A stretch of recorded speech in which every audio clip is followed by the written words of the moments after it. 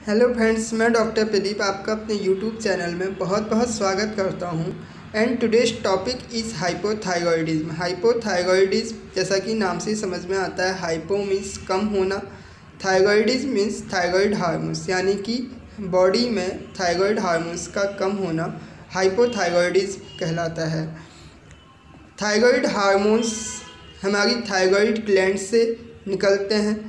Thyroid glands का काम होता है थायरॉयड हार्मोन्स को बनाना। जब हम अपना थायरॉयड प्रोफाइल करवाते हैं लैब में जाकर, तो हमको अपनी रिपोर्ट्स में T3, T4 और TSS के बारे में उनकी क्वांटिटी को बताया जाता है रिपोर्ट्स में। तो जो ये T3 और T4 जो होते हैं ये थायरॉयड हार्मोन्स कहलाते हैं। और एक तीसरे प्रकार का हार्मोन्स होता है TSS, थायरॉयड स्टिमुलेटिंग हार्मोन्स। तो यह भी एक हार्मोन्स है जो कि हमारे T3, T4 को बनाने के लिए T3, T4 जो थायरॉयड हार्मोन्स हैं उन्हें बनाने के लिए थायरॉयड ग्लैंड्स को स्टिमुलेट करता है, इसलिए इसका नाम थायरॉयड स्टिमुलेटिंग हार्मोन्स कहलाता है। जब हमारी बॉडी में T3, T4 का सिक्रेशन एक पर्याप्त रूप से हो जाता है तो थायरॉयड स्टिमुलेटिंग हार्मोन TSH कम हो जाता है, मतलब कि वो थायरॉयड ग्लैंड्स को स्टिमुलेट करना बंद कर देता है, ताकि T3, T4 का जो रेगुलेशन है बॉडी में वह एक पर्याप्त मात्रा में रहे। और जब T3, T4 का सिक्रेशन कम हो जाता है बॉडी में और जब इनकी आवश्यकता पड़ती है थायरॉयड हार्मोन्स की, तो TSH अपने आप बढ़ जाता है और वह थायरॉयड ग्लैंड्स को स्टिमुलेट करना शुरू कर देता है, ताकि बॉडी में T3, T4 की मात्रा उचित रूप से बने। तो यह एक ज़रूरत के मुताबिक TSH अपना रोल अदा करता है थायरॉयड हार्मोन्स को बनाने में, उन्हें बढ़ाने में, उन्हें ज़रूरत के हिसाब से कम करने में। तो फ्रेंड्स, आज हम बात करेंगे हाइपोथायरॉयडिज्म के बारे में, यानी कि हमारी बॉडी में जब थायरॉयड हार्मोन्स T3, T4 की डिफिशियंसी हो जाती है तो हमारी बॉडी में क्या क्या कॉमन फीचर्स होते हैं। उससे पहले मैं आपको ये बताऊंगा कि यदि हाइपोथायरॉयडिज्म की दिक्कत एडल्ट में हो, यानी कि बड़े लोगों में हो, तो इस अवस्था को हम मिक्सिडीमा कहते हैं। और जब यदि यह छोटे बच्चों में हो, जन्मजात हो, तो इसे हम कंजेनाइटल डिफिशियंसी ऑफ हाइपोथायरॉयडिज्म की जो दिक्कत होती है तो इसे हम कहते हैं किटिनिज्म के नाम से जाना जाता है। यानी कि मिक्सिडीमा बड़ों में यदि थायरॉयड हार्मोन्स की कमी हो, और किटिनिज्म यदि यह जन्मजात हो, बच्चों में जन्म के समय से हो। अब कॉमन फीचर्स क्या होते हैं थायरॉयड हार्मोन्स के? तो जब हाइपोथायरॉयडिज्म की दिक्कत होती है, यानी कि बॉडी में थायरॉयड हार्मोन्स का सिक्रेशन कम हो जाता है, तो उससे सबसे मेन फीचर्स है कि पूरी बॉडी में स्वेलिंग आने लगती है, एडिमा बनने लगता है, और स्पेशली फेस सूजा हमको दिखाई देगा, फेस में हमको एडिमा की कंडीशन दिखाई देगी। और उसमें भी हमारी जो आँखों के नीचे जो ये सॉफ्ट टिश्यूज़ जो होती है, यहाँ इस पर हमको बैगी लाइक अपीयरेंस दिखाई देता है, यानी कि यह एक बैग की तरह से फूल जाती हैं। तो यहाँ पे हमको बहुत ज़्यादा स्वेलिंग दिखती है। नॉन पिटिंग एडिमा हमको हाइपोथायरॉयडिज्म के केस में दिखाई देता है। नॉन पिटिंग एडिमा मतलब जब हमारे शरीर पे सूजन हो जाती है, जैसे हमारा फेस सूजा है तो हम वहाँ पे उंगली से प्रेस करेंगे और उसके बाद उसको दबाएंगे तो वहाँ पे कोई भी निशान नहीं छूटता। तो इस प्रकार के एडिमा को, इस प्रकार की सूजन को हम नॉन पिटिंग एडिमा कहते हैं। और यदि इस प्रकार का एडिमा हो, इस प्रकार की सूजन हो जिसमें हम उंगली से प्रेस करें तो वहाँ पे उंगली हटाने के बाद भी उंगली का निशान दिखाई दे, वहाँ पे गड्ढा जैसा दिखाई दे, तो इस प्रकार के एडिमा को हम बोलते हैं पिटिंग एडिमा। तो हाइपोथायरॉयडिज्म के केस में हमको नॉन पिटिंग एडिमा दिखाई देता है, यानी कि हम सूजन में उंगली से प्रेस करेंगे, उसको हटाएंगे तो वहाँ पे कोई भी गड्ढा नहीं दिखाई देगा, स्किन जैसे पहले सूजी हुई थी वैसे ही सूजी हुई दिखाई देती है। इसके अलावा फेस पे स्वेलिंग हो जाती है हाइपोथायरॉयडिज्म के केस में, बैगी लाइक अपीयरेंस आँखों के नीचे हमको दिखाई देता है, और नॉन पिटिंग एडिमा हमको दिखाई देता है जो कि मैंने अभी बताया।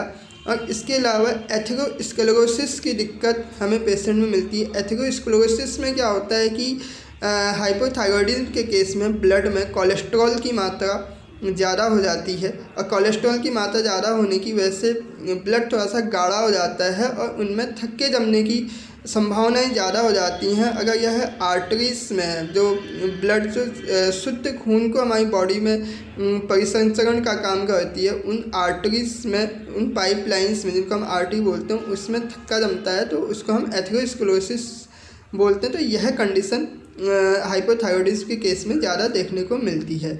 इसके अलावा जो दूसरे लक्षण होते हैं वो हैं पेशेंट बहुत ज़्यादा थका थका अपने आप को महसूस करता है, मस्कुलर स्लगिशनेस उसमें दिखाई देती है, यानी कि काम करने की इच्छा नहीं होती, एक्टिविटीज़ पेशेंट्स की बहुत ज़्यादा स्लो हो जाती है, किसी भी काम को वो बहुत धीरे धीरे करेगा। मस्कुलर वीकनेस की वजह से, स्लगिशनेस की वजह से बहुत ज़्यादा पेशेंट को नींद आती है। 10 से 15 घंटे तक, 14-16 घंटे तक पेशेंट सोता रहता है। इसको हम एक्सट्रीम सोमनोलेंस की कंडीशंस कहते हैं, नींद बहुत ज़्यादा आती है।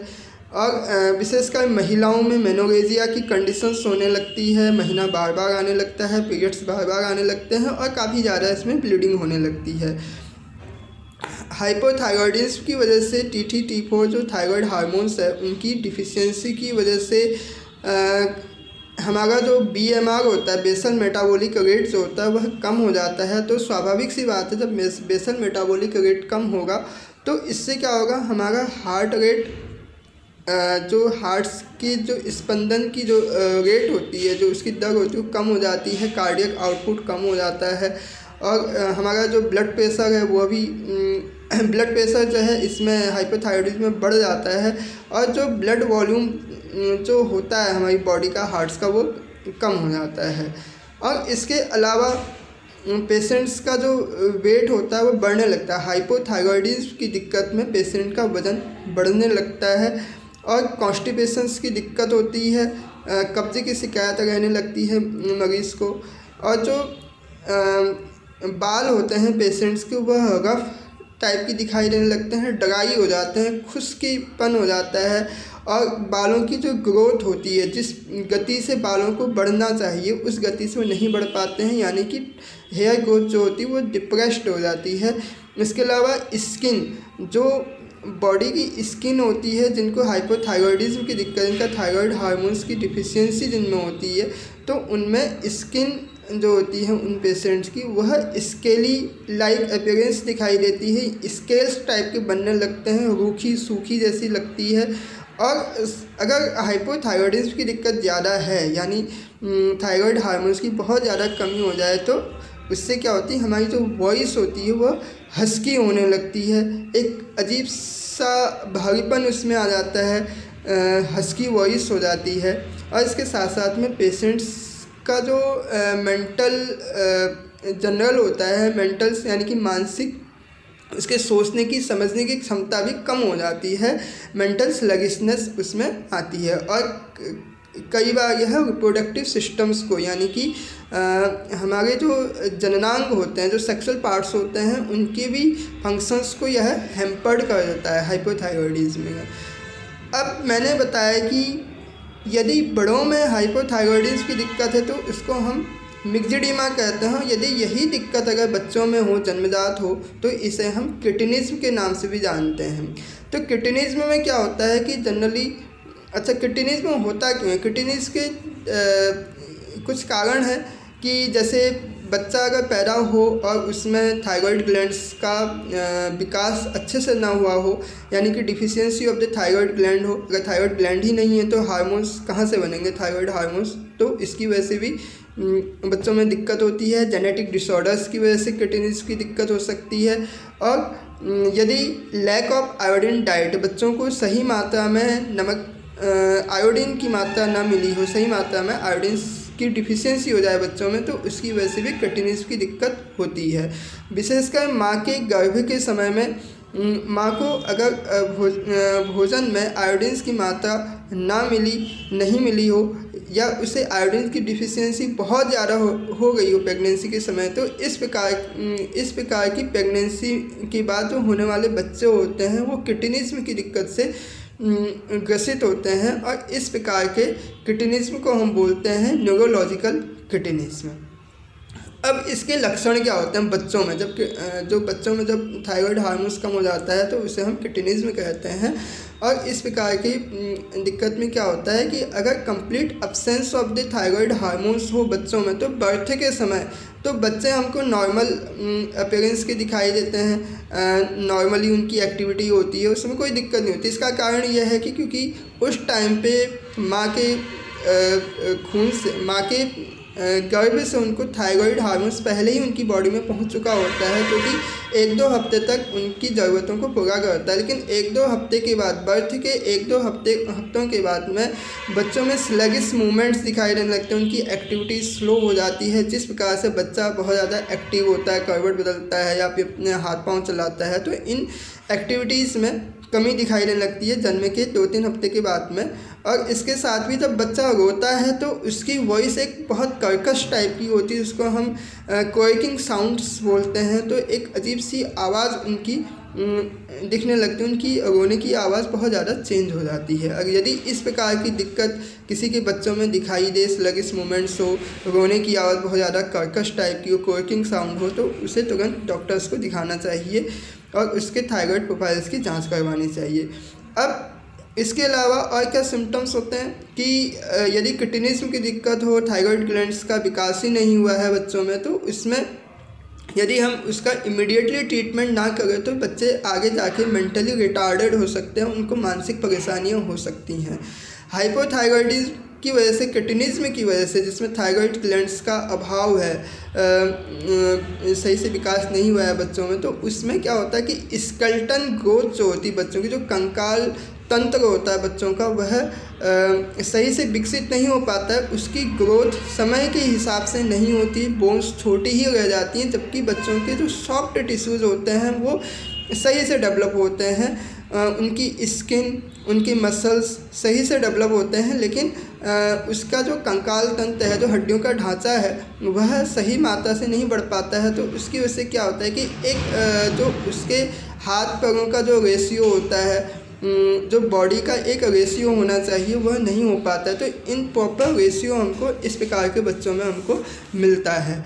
और इसके अलावा जैसे कि मैंने कहा कि सॉफ्ट टिश्यूज़ का डेवलपमेंट इसमें अफेक्टेड नहीं होता है किडनीज़ के केस में, जबकि स्केलेटन ग्रोथ का अफेक्शंस होता है। स्केलेटन जो हड्डियाँ होती हैं उनमें उनकी ग्रोथ सही से नहीं हो पाती। तो बच्चों की जो जीभ जो होती है, टंग, वह बहुत ज़्यादा लंबी हो जाती है, क्योंकि सॉफ्ट टिश्यूज़ का डेवलपमेंट हो गया है, जिसकी वजह से जीभ जो है उनकी काफ़ी ज़्यादा लंबी दिखाई देती है, मुंह के बाहर लटकती हुई, और उसमें से सलाइवा कॉन्स्टेंटली ड्रिपिंग होता है, सलाइवा नीचे गिरता रहता है।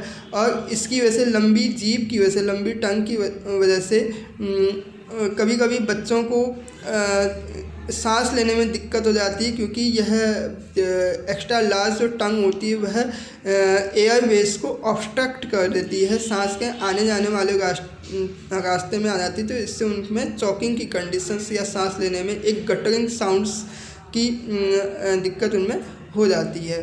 तो इस प्रकार से हाइपोथायरॉयडिज्म जो है ये जनरली एक सीरियस कंडीशंस में आता है। यदि किसी में भी हाइपोथायरॉयडिज्म की दिक्कत हो, जो मैंने लक्षण बताए हैं, अगर इस प्रकार के लक्षण दिखाई देते हैं बड़ों में भी, और विशेषकर बच्चों में थोड़ा सा ध्यान देने की ज़रूरत होती है कि अगर बच्चों के पैदा होने के 2-3 हफ्ते के बाद ही उनकी आवाज़ में एकदम से चेंज आने लग जाए, उनका मूवमेंट स्लगिश हो जाए, कम हो जाए, एक्टिविटीज़ उनकी बहुत ज़्यादा कम हो जाए बच्चों, तो उनका तुरंत इलाज होना चाहिए। हाइपोथायरॉयडिज्म का तुरंत अपने डॉक्टर्स को दिखाना चाहिए, अन्यथा ये आगे जाके बच्चों के मानसिक विकास को भी ख़त्म कर देता है, मानसिक विकास नहीं हो पाता है, और यहाँ तक कि उनका जो रिप्रोडक्टिव सिस्टम होता है, जो उनका सेक्सुअल डेवलपमेंट होता है, वह भी सही से नहीं हो पाता है।